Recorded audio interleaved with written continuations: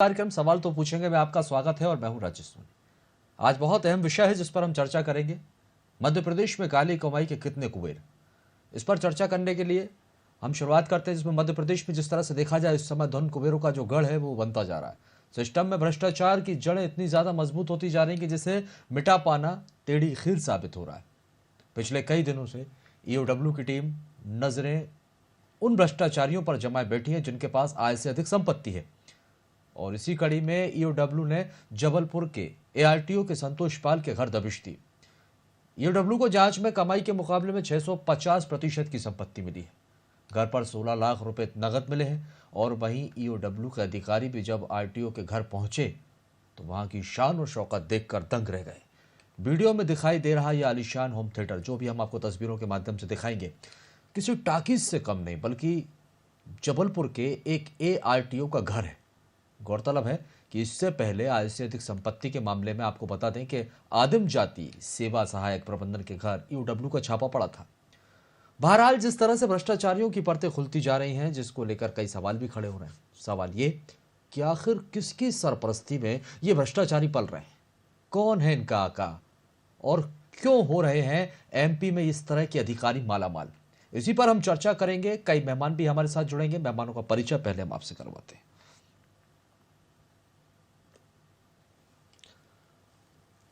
हरेंद्रजीत सिंह जी हैं जो कि भारतीय जनता पार्टी का पक्ष रखेंगे। सर आपका बहुत स्वागत है। फिरोज सिद्दीकी जी कांग्रेस पार्टी का पक्ष रखने के लिए आपका भी बहुत स्वागत है। और साथ ही चैतन्य भट्ट जी जो कि वरिष्ठ पत्रकार हमारे साथ जुड़े हुए। सर आपका भी स्वागत है। आप सभी मेहमानों का स्वागत करते हैं। पहला सवाल मैं हरेंद्र जी आपसे लेना चाहूंगा। आप तक आवाज पहुंच रही है? पहुंच रही है। सर लंबे समय से भारतीय जनता पार्टी की सरकार है, 17 साल तकरीबन हो गए हैं सरकार को, लेकिन जिस तरह से ये लगातार ईओडब्ल्यू का शिकंजा कसता जा रहा है और जो भ्रष्टाचारियों की परतें खुलती जा रही, एक के बाद एक कई नाम निकल कर अब सामने आ रहे। पिछली बार भी हमने देखा कि जबलपुर में इससे पहले भी छापेमारी हुई और उसके बाद अब फिर जो आज जबलपुर में एक और छापेमारी होती है एआरटीओ के घर से जो बरामदगी हुई है। सर इस तरह की शान और शौकत और ये लग्जरी लाइफ, जनता की गाड़ी कमाई खाने वाले लोगों पर सवाल इसलिए खड़ा होता है कि लंबे समय से सरकार आप लोगों की है, कहां से आ रहा है इनके पास इतना पैसा? आखिर ये अधिकारी इतने मालामाल क्यों हो रहे हैं? किसकी शय है इन्हें? देखिए, मैं आपको बताना चाहता हूं कि ये इसका भ्रष्टाचार सबसे ज्यादा जब माननीय कमलनाथ जी मुख्यमंत्री थे और ये आरटीओ था, जिस प्रकार का इसने 15 महीने में इस जबलपुर शहर में जिस प्रकार की वसूली करी, जिस प्रकार का इसने ये आतंक मचाया था, ये तो भारतीय जनता पार्टी के लोग हैं जो इस पर कार्रवाई करा रहे हैं। 15 महीने में कांग्रेस ने तो कुछ नहीं कर पाई थी, ना कांग्रेस ने आज तक उसमें, जबकि उस समय इतना भ्रष्टाचार किया था, इसके आंदोलन हुए थे। मैंने भट्ट साहब वहीं जबलपुर के, उनसे पूछिए, घंटा घर का घेराव किया था, टेम्पू वालों से अवैध वसूली, ट्रक वालों से अवैध वसूली, इतना आतंक। और जबलपुर का रहने वाला, मेरी विधानसभा का रहने वाला था, मैंने विरोध किया था। तब 15 महीने में एसपी और सबने आके बोला कि हम कार्रवाई कराएंगे, लेकिन कार्रवाई नहीं हुई। लेकिन सुनते लीजिए, हमारी सरकार आने के बाद लेकिन ये हास्यास्पद नहीं लगता? कार्रवाई हो रही है। हरेंद्र जी ये हास्यास्पद नहीं लगता? 17 सालों से सरकार आपकी है, आप आरोप वहां लगा रहे हैं जो 15 साल सरकार, माफ कीजिए 15 महीने सरकार नहीं चला पाए, उन पर आप आरोप लगा रहे हैं। और 17 साल से आप सरकार में, 15 महीने में भी इतना धन इकट्ठा नहीं हो सकता सर। जिस तरह की लग्जरी लाइफ वो जी रहे हैं और जो परतें खुलती जा रही है और जो बरामदगी हुई है, 650% ज्यादा संपत्ति मिली है, 15 महीने में संभव नहीं है। मैं आपसे दूसरी बात कर रहा हूँ। आप जो कांग्रेस पर आरोप लगा रहे हैं, खैर उसका जवाब सिद्दीकी देंगे। ये तो भारतीय जनता पार्टी के ही नेताओं की हिम्मत है जो इन पे कार्रवाई हो रही है, अधिकारियों पे, ऐसे अधिकारियों पे जो आज लंबा समय नहीं हो गया सर, 17 सालों में अब कार्रवाई हो रही है। बहुत देर नहीं कर दिया अधिकारियों पे कार्रवाई, पहले तो कभी कार्रवाई हुई नहीं है। अभी हमारे सरकार में रहते हैं हमारे नेताओं ने ही जो भ्रष्टाचार अधिकारियों पे कार्रवाई जितनी अभी हुई, पहले कभी नहीं हुई है। ये हमारी पार्टी की हिम्मत है। चलिए फिरोज सिद्दीकी जी, 15 महीने की सरकार और इतना भ्रष्टाचार, कुछ कर नहीं पाया आप, क्या अधिकारी मालामाल हो गए? मैं आरटीओ की बात कर रहा हूँ। आरटीओ ने जितना यहीं का रहने वाला, यहीं का, कई लोगों को जेल भिजवाया उसने। तो आपके आरोपों का जवाब ले लेते हैं फिरोज सिद्दीकी जी से। फिरोज जी आवाज पहुंच रही है आप तक? फिरोज जी आप सुन पा रहे हैं? फिरोज जी, आपने यहाँ पर सुना हमारे साथ जी हरेंद्र जीत जी बब्बू जुड़े जी को हुए सुन हैं, रहा और था मैं। हाँ, जब बब्बू जी को सुन उनसे रहा था हमने मैं। सवाल किया, आपने शायद सुना होगा, उन्होंने तो सीधा आरोप आपकी 15 महीने की सरकार पर लगा दिया कि ये जो भ्रष्टाचार हो रहा है ये आप ही के समय हाँ। हुआ है। भारतीय नहीं, जनता अब पार्टी तो ये हमेशा भ्रष्टाचार के विरोध में खड़ी रही, कभी किसी अधिकारी नहीं को पनपने नहीं दिया, और लगातार कार्रवाई की जा रही, सरकार उनकी है, इसलिए कार्रवाई की जा रही है, आप लोग तो कुछ करते ही नहीं थे। भाई, ईओडब्ल्यू और विजिलेंस तो कोई सरकार के नियंत्रण में है नहीं। चैतन्य भट्ट जी आपको बता देंगे। नंबर 1 बात। नंबर 2 बात, ये पुल तो आज, हेलो, हाँ, सुन रहा हूँ, आप अपनी बात पूरी कीजिए। हाँ, मैं हमारे बनाए हुए पुल तो आज भी खड़े हैं, हमारे बनाए हुए बांध आज भी खड़े हैं, हमारे बनाए हुए अस्पताल आज भी खड़े हैं। और भारतीय जनता पार्टी के बनाए हुए पुल, बांध, सड़कें जो हैं ताश के पत्तों की तरह ढह रही हैं। ये वजह क्या है? ये कैसे हो रहा है? ये सवाल है। और जो ईओडब्ल्यू है और विजिलेंस है, ये दोनों एजेंसियों को मैं निवेदन करता हूँ कि ये जो छोटी मछली हैं इनको पकड़ना आप बंद करिए, बड़ी मछलियों को पकड़िए। ये बड़ी मछलियां जो हैं, ये मंत्रियों के यहाँ जब आप छापे डालेंगे तो इतनी आकूत संपत्ति मिलेगी कि जो जनता का लूटा हुआ माल है और जो प्रदेश के ऊपर कर्जा है वो शायद पूरा कर्जा पूरा हो जाएगा अगर इन मंत्रियों के यहाँ छापे डाले गए। अभी आपने देखा कि एक विश्वास सारंग जो मंत्री जिस विभाग के, उस विभाग के एक बाबू के यहाँ छापा डाला गया, क्या निकला उसमें क्या करोड़ों रुपया उसमें निकल रहा है। तो सोचिए कि जब एक बाबू के यहाँ, विभाग के अधीन से बाबू के यहाँ ये निकला, तो मंत्री विश्वास सारंग के घर कितना माल निकलेगा। इस चीज पर कार्रवाई करने की आवश्यकता है। हमारी सरकार थी, हमने 9 मामलों में कार्रवाई शुरू की। कुंभ का घोटाला था, उस पर जांच के आदेश दिए। नर्मदा पौधारोपण के जांच के आदेश दिए। ये ई टेंडरिंग, जो कारम डैम जो है, ई टेंडरिंग की भेंट चढ़ा। उस ई टेंडरिंग में वो मंत्री के दो अधिकारी जो ओएसडी थे, उनको जेल भेजा या नहीं भेजा गया? आप बताइए। हमने 179 जो मामले थे व्यापम के, नए फ्रेश खोले या नहीं खोले? हमने कोठियाला को जेल के अंदर डाला या नहीं डाला? ये तो आप विपक्ष में रहते रहे, तब तक आरोप लगाते रहे। जब 15 महीने की सरकार आपकी बनी तब तो आपने खुद क्लीन चिट दी। किसको क्लीन चिट दी? कब दी? दिखाओ आप। कुंभ मेले के आरोप आपने लगाए थे, जो कुंभ में घोटाला हुआ था। अरे मंत्री जयवर्धन सिंह ने क्लीन चिट दी थी कि वहां कोई घोटाला नहीं हुआ। ये तो आपके मंत्रियों की तरफ से क्लीन चिट दी गई थी।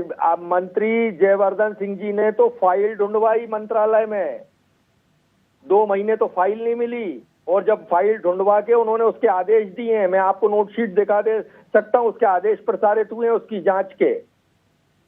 पौधारोपण घोटाले के आदेश प्रसारित हुए हैं जांच के। हमने तो आपको इतने सारे मामले बता दिए।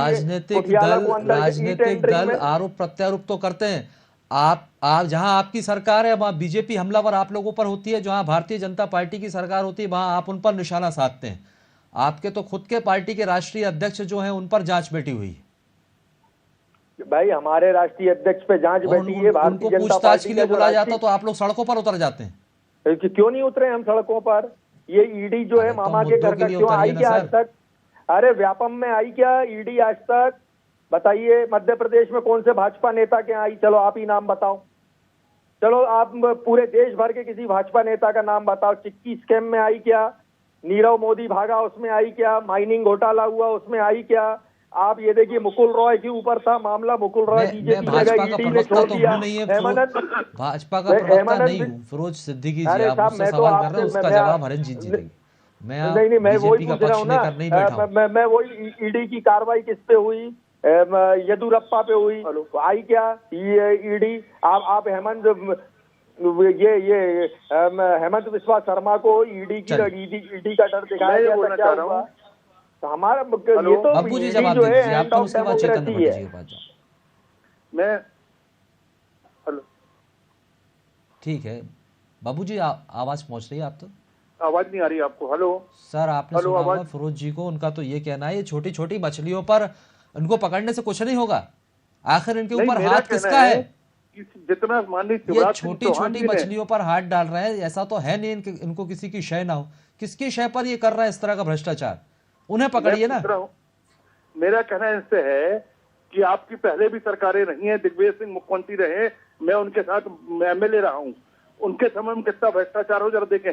माननीय शिवराज सिंह चौहान ने जितना मध्य प्रदेश का विकास किया, जितना माननीय शिवराज सिंह चौहान ने गरीबों के लिए, बच्चियों के लिए, हर परिवार के लिए जो मदद करी है इस धरती में, इस 50-75 साल में कोई ने मदद नहीं दी जो हमारे माननीय शिवराज सिंह चौहान ने की। मैं सवाल करना चाहता हूँ, ये आरटीओ की बात करते हैं, चलो अभी बीजेपी की सरकार थी, जबलपुर में 4 विधायक थे, चारों आंदोलन करते ना, उसके खिलाफ बात करते ना, चारों ने एक दिन खिलाफ में बात नहीं करेगी।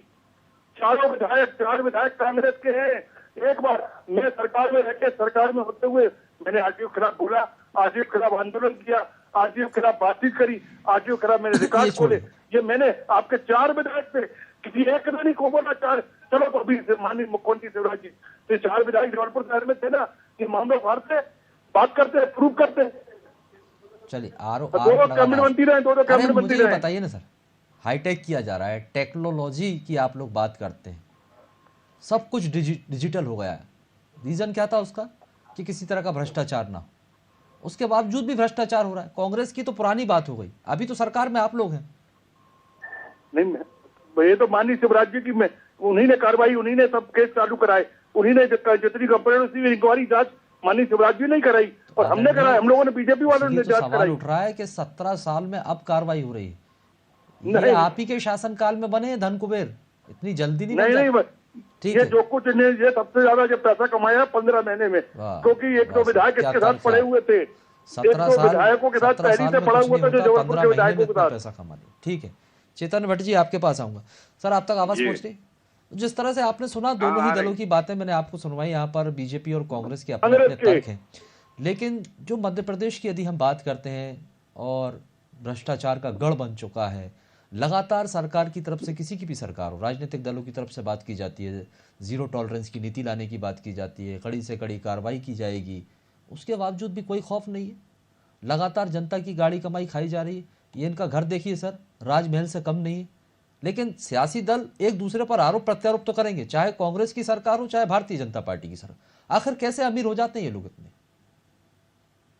देखिए, राजनीतिक दलों का तो ये काम ही है कि वो एक दूसरे पे आरोप प्रत्यारोप लगाते रहें। सवाल जो आरटीओ संतोष पाल का है, मुझे लगता है कि वो 15 महीने में तो इतना अमीर नहीं बन गया है। अगर उसका आप मकान वीडियो में दिखा रहे हैं तो उसी को बनने में कम से कम 2 से 3 साल लगे हों। दूसरी बात, ये आरटीओ के पद पर रहते हुए वो 2 जगह के आरटीओ का प्रभार संभाले हुए था, एक जबलपुर और दूसरा छिंदवाड़ा। बब्बू भाई ने निश्चित तौर पे आरटीओ के भ्रष्टाचार के खिलाफ आवाज उठाई थी, उन्होंने आंदोलन भी किया था, लेकिन उनकी सरकार ने ही उनकी नहीं सुनी। ये सबसे बड़ा दुर्भाग्य है। ये जरूर आश्वासन दिया था कि हम कार्यवाही करेंगे, लेकिन कार्यवाही नहीं हुई। कार्यवाही कब हुई है? कार्यवाही तब हुई है जब 2 लोगों ने अदालत में इस संबंध में आवेदन दिया था कि हम लोगों ने ईओडब्ल्यू में सरकार को, सबको, या इस संतोष पाल के जो भ्रष्टाचार है उसके बारे में जानकारी दी, लेकिन कुछ हुआ नहीं। तब अदालत ने आदेश दिया था कि 11 अगस्त को आपको इसकी पूरी जानकारी अदालत में प्रस्तुत करना है, लेकिन चूंकि उस समय छुट्टियां थी तो वो अदालत में वो पेश नहीं हो पाई रिपोर्ट, और उसके बाद फिर ये छापा मारा गया। आप देखिए कि घर किस तरह का है। ये तो एक घर है उनका, ऐसे तो बता रहे हैं कि 6 घर है। दूसरी बात ये है कि आरटीओ संतोष पाल कितने लंबे समय से जबलपुर में पता कि आप देखिए कि पहले संजय चौधरी, जो अब रिटायर्ड हो गए आईपीएस, वो पहले ट्रांसपोर्ट कमिश्नर थे। उस समय भी आरटीओ जो थे वो संतोष पाल थे। उसके बाद जब वो उनको हटाया गया, जब वो हट गए, उसके बाद मधु कुमार आए, तब भी यही आरटीओ बने रहे। उनके बाद जाने के बाद मुकेश कुमार, जो दिल्ली से बुलाया गया, मुकेश जैन, उनको आरटीओ ट्रांसपोर्ट कमिश्नर बनाया गया। वो भी करीब 1.5 साल ट्रांसपोर्ट कमिश्नर रहे। तब भी संतोष पाल अपनी कुर्सी से नहीं थे। देखिए, सवाल इस बात का है कि मंत्री बदल गए, ट्रांसपोर्ट कमिश्नर बदल गए, लेकिन एक एआरटीओ नहीं बदल पाया। इससे आप अंदाज लगा लीजिए कि उनका जो राजनीतिक रसूख है और जो प्रभाव, वो कितना प्रभावशाली है। निश्चित तौर पे ऊपर पैसा जाता होगा, इसमें तो कोई संदेह नहीं, क्योंकि कोई भी व्यक्ति अगर इस तरह का भ्रष्टाचार कर रहा है जो उसकी आय से 650 गुना ज्यादा है, तो वो बिना किसी सरपरस्ती के तो कर नहीं सकता। निश्चित रूप से जो अभी तो आपने देखा भी होगा कि गडकरी जी ने पत्र भी लिखा था, जिसको बाद में बीजेपी ने फेक बता दिया कि भ्रष्टाचार होता है जबरदस्त रूप से, और उसी के तहत, उस लेटर के तहत जो ट्रांसपोर्ट कमिश्नर थे मुकेश जैन, उनको हटा के दूसरे व्यक्ति को बनाया गया। तो आरटीओ तो भ्रष्टाचार का गढ़ है। ये कोई पहली बात तो है नहीं कि आरटीओ में भ्रष्टाचार नहीं होता। आरटीओ तो आप ये मान के चलिए कि नहीं, दलालों का आरटीओ में तो भ्रष्टाचार होता है। हमने खुद शुरुआत से देखा है कि किस तरह से फैला हुआ है, पसरा हुआ है आरटीओ के अंदर भ्रष्टाचार, और लगातार सरकार की तरफ से ये बात की जाती है, हाईटेक किया जा रहा है, नई नई टेक्नोलॉजीज लेकर आए हैं, लेकिन उसके बावजूद भी कहाँ भ्रष्टाचार रुक रहा है। नहीं, देखिए वो तो पूरा दलालों के आधार पे चलता है ना। आप आरटीओ चले जाइए अपने काम के लिए, बिना दलाल के काम होता नहीं। और जितनी फाइलों पे दस्तखत होते हैं आरटीओ को, उसका सबका पूरा लेखा जोखा रहता है, शाम को उनका हिसाब लिया जाता कुल है। मिलाकर देखा जाए दलालों की मिली भगत से यहाँ पर जी, इस तरह से बिल्कुल। भ्रष्टाचार किया, और कहीं ना कहीं कमीशन खोरी जो है वो यहाँ पर चलती है। राजेश सोनी जी, मैं जरा इंटरप्ट करना चाहूंगा आपको। जी मैं पार्टी का आदमी हूँ। हेलो जी जी, कहिए। मेरे खुद के ट्रक जो है, मैं खुद भी ट्रक का बिजनेस करता हूँ। मेरा भी 4-6 ट्रक हैं, आप सबके आशीर्वाद से। मेरा ट्रक जो था सेंधवा बैरियर पे पकड़ लिया। मैंने जी। उनसे कहा कि हाँ, मेरे नया पास मामला है, एनपी ठीक है, परमिट फौरन। है।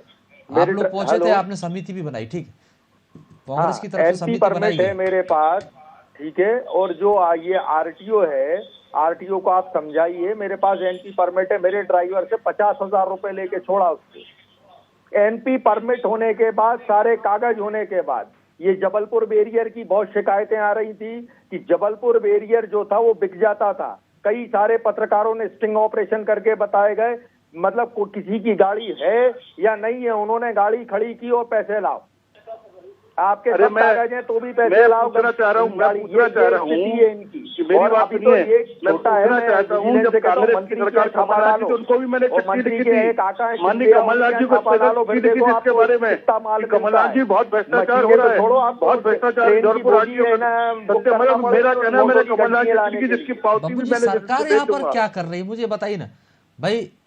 अब जिस तरह से अभी चैतन्य जी ने बताया कि लंबे समय से पदस्थ हैं संतोष पाल जी वहाँ हाँ। पर, तो जाहिर सी बात है किसी ना किसी की सरपरस्ती तो यहाँ पर है। और दूसरी बात यहाँ पर मंत्री जब रहे, ये भी है कि मंत्री जबलपुर में। दलालों का अड्डा बना हुआ है आरटीओ, तो सर यहाँ तो प्रशासन मैंने तो का हथौड़ा आंदोलन भी चलना किया, चाहिए, चलिए मैंने आंदोलन किया, प्रशासन का हंटर हड़ताल चलना देखिए बताएंगे, चाहिए, इन जबलपुर के दलालों को बदलाव वहां से पूरा हटाना बताएंगे। चाहिए। मैंने ओमती थाने कमीशन में खोरी गिराव का खेल भर बहुत तेजी आरटीओ के गिराव साथ चल सब रहा किया, है। लेकिन कांग्रेस के 4 विधायक थे, किसी एक ने नहीं किया। 2 मंत्री रहे, किसी एक ने नहीं किया। उसके साथ बैठ के खाना नाश्ता करना करते थे। नहीं, कांग्रेस क्यों कुछ करेगी, सरकार में तो भारतीय जनता पार्टी है, तो भाई सरकार की जिम्मेदारी बनती है ना। ये तो अब उनसे तो ये सवाल बनता ही नहीं है हमारा। हम वही तो तो सरकार से माननीय सवाल मुख्यमंत्री जी ने पूछेंगे, इसकी जांच चालू कराई है। आप विपक्ष के ऊपर आ जाते हैं। अरे अभी तो सत्ता में आप लोग हैं ना, तो जवाब नहीं, तो मैं आप वही दें। कह रहा हूँ, माननीय मुख्यमंत्री जी के कारण ये कार्रवाई चालू हुई है। जब कमलनाथ जी थे, मैंने चिट्ठी लिखी कमलनाथ जी को, तो मैं 2 कैबिनेट मंत्री थे नहीं, जबलपुर ये के, कार्रवाई ऐसी, लेकिन ये किसी ने भी कार्रवाई नहीं की। अगर और इस ना तरह से चलो देखा जाए, विपक्ष में। इस तरह से देखा जाए, पहले इकट्ठा कर लो, बहुत सारा कमा लो और उसके बाद थोड़ा बहुत ले लेंगे, मतलब इस तरह की कार्रवाई लग रही छोटी है। मछलियों 17 को सालों पकड़ में लो, अगर ये बाकी कार्रवाई बड़ी हुई। मछलियां छोड़ दो। अच्छा, मैं कह रहा हूँ, चलो ये नाकाफी है, बात कराते और हैं। छोटी मछलियों को पकड़ना ये दिखावे की कार्रवाई। हो रही है। मैं 25 पत्र बता देता हूँ जहाँ मैंने लिखा पढ़ी करी। अगर कांग्रेस के 4 विधायक जबलपुर के एक पत्र बता दें, चाहे वो माननीय कमलनाथ जी हो, माननीय मुख्यमंत्री शिवराज जी, किसी को पत्र न लिखे होंगे, किसी से बात भी नहीं किए होंगे, क्योंकि वो आरटीओ इनका खास दोस्त है, बचपन का दोस्त है, इनका सब कुछ वही था। जो जबलपुर के 4 विधायक कांग्रेस के, उनके खास दोस्तों में से था। एक के साथ तो पड़ा हुआ मालूम पड़ा मुझे, पड़ा हुआ एक विधायक के तो साथ अब तक तो कांग्रेस हटा के। देना चाहिए। हमारी सरकार गए हुए तो अरसा हो गया साहब, अब तक तो हटा देना चाहिए। आप क्यों दोस्ती निभा रहे हैं उनके साथ? हटा देंगे, अब जल्दी हटाएंगे, जल्दी अरे अब हटाएंगे। तो हटी गया वो, तब तो सस्पेंड हो गया। हाँ, आप हट जाएगा, उस पर कार्रवाई नहीं होगी। भाई हमारी सरकार तो चली गई 2020 में, अब तो 2022 हमारी फैमिली हम जो हमारी आज भाजपा, उसी ने उसको कार्रवाई करी हो। हमारी भाजपा ने, हमारे मुख्यमंत्री ने उस पर कार्रवाई कराई है। कोई आपके मुख्यमंत्री कमलनाथ जी नहीं करा पाई, उनको भी कंप्लेंट दी थी। मैंने लिखी कंप्लेंट की, पावती दे दूंगा, बोलो भेज दूंगा पावती। हम इसीलिए कह रहे हैं बब्बू जी, आप सीनियर लीडर हैं, बहुत पूर्व मंत्री हैं और बहुत आपका रसूख है। मैं कह रहा हूँ आप मांग करिए कि मंत्री से भी इस्तीफा लो। तुम्हारे रहते कैसे भ्रष्टाचार हो गया? जिम्मेदारी तो बड़े की है ना, जो बातें हुई मैंने आपको बताया के नीचे कैसे भ्रष्टाचार हो गया? कांग्रेस के आप मांग करिए बब्बू जी, एनसी के खिलाफ किया, गोविंद सिंह राजपूत का इस्तीफा भी मांगिए। मैं आपको बधाई संदेश भेजूंगा। बैठ के दलाली कर रहे थे, सब दलाली कर रहे थे। चलिए, जिम्मेदारी यहाँ पर सरकार की बनती है। और दूसरे चैतन्य जी आपके पास आऊंगा, चेतन जी, बड़ा सवाल ये हो जाता है क्योंकि जिस तरह से एक के बाद एक चेतन भैया मामले को पूरा निकलकर जबलपुर सामने को आ मालूम है, चेतन भैया को मालूम है ठीक है, कितने आंदोलन कितने किए, क्या क्या उन्होंने किए, बता मेरे दिया पूरे आप आंदोलन मालूम है। आंदोलन में बैठे थे और आपकी भी सुनवाई नहीं हुई, आपकी सरकार ने आपकी नहीं सुनी। चेतन जी, लगातार जिस तरह की परतें खुलती हुई नजर आ रही, मैं सवाल ये पूछूंगा आपसे क्योंकि 17 साल से भारतीय जनता पार्टी की सरकार थी, जाहिर सी बात है बहुत लंबा समय होता है और यही वो समय है जिस समय में जबकि बीजेपी लगातार जीरो टॉलरेंस की बात करती है, भ्रष्टाचार मुक्त भारत की बात करती हुई नजर आती है, उसके बावजूद यहाँ पर जिस तरह का भ्रष्टाचार पसरा और 17 साल बाद कार्रवाई होना, इसे किस तरीके से देखा जाए? जी देखिए, ये भ्रष्टाचार तो हमारे जीवन में रग पक चुका है। आप किसी भी दफ्तर में चले जाइए, आप कलेक्ट्रेट में चले जाइए, आप तहसील में चले जाइए, आपको अपने वैध काम करवाने के लिए पैसा देना पड़ता है। अवैध की तो बात ही छोड़ दी, उसके बिना काम होता नहीं है। अब ऐसी स्थिति में परेशान होकर आदमी अगर एक डेढ़ साल तक परेशान होता है तो वो सोचता है कि पैसे दे के हम अपना काम करवा लें। दूसरी बात ये है, जो सबसे महत्वपूर्ण बात है, कि भ्रष्टाचार हमेशा ऊपर से नीचे होता है। आप देखिए कि किसी भी पुलिस थाने में पोस्टिंग के लिए कितना पैसा लगता है, और जब वो पैसा देता है व्यक्ति तो फिर उसको वसूलता है। क्योंकि आप ये भी सोचिए कि एक चुनाव में कोई भी राजनेता कितना पैसा खर्च करता है, तो अगर वो अपनी जेब से तो पैसा खर्च करता नहीं, वो जब पद में आता है तो लेकिन वसूल करता है। ये भुगतना तो यहाँ पर आम जनता को पड़ रहा है। देखिए, आम जनता तो पूरी तरह से उसकी तो नियति है भुगतना। आम जनता की तो किसी को चिंता है नहीं, लेकिन है तो ये भी पूरी तरह से गलत कि अगर यहाँ इतने परेशान लंबे आम समय जनता से हो रही है। ठीक है, भ्रष्टाचार चल रहा है तो बिना किसी राजनीतिक रसूख के वो इतना लंबा काम कर ही नहीं सकते। निश्चित ये रूप तो से आप बिल्कुल मान लीजिए, बगैर किसी की सरपरस्ती अभी तो के, खैर, बगैर अभी किसी तो बड़े ऐसा हाथ हुआ के, है। बगैर किसी के सहयोग के इतने बड़े स्तर पर भ्रष्टाचार हो ही नहीं सकता। पहले जाहिर सी बात है। मैं आपको बताता हूँ। माफी चाहूंगा चेतन जी, समय खत्म होता है, मैं माफी चाहूंगा। चलिए आप सभी मेहमानों का बहुत बहुत शुक्रिया हमारे साथ जुड़ने के लिए और चर्चा में शामिल होने के लिए। सरकार के रहते हुए सब जी बहुत बहुत शुक्रिया। तो आपको बता दें कि जबलपुर में जिस तरह से ईओडब्ल्यू ने कार्रवाई की है, लगातार इस तरह के धन कुबेरों पर शिकंजा कसना शुरू कर दिया गया। एक के बाद एक परतें जो है वो खुलती जा रही है। कई दिनों से ईओडब्ल्यू की टीमें सक्रिय हैं और इस तरह के धन कुबेरों पर नजर भी रख रही है। अब सवाल यह है कि मध्य प्रदेश जिस तरह से धन कुबेरों का गढ़ बनता जाता है और कितने वो भ्रष्टाचारी हैं जो इस वक्त ईओडब्ल्यू की रडार पर है और उन पर किस तरह की कार्रवाई अब होगी, ये देखना बहुत दिलचस्प होगा। फिलहाल के लिए बहुत बहुत शुक्रिया और आगे की खबरों के लिए आप लगातार बने रहिए पीआईबी न्यूज़ के साथ।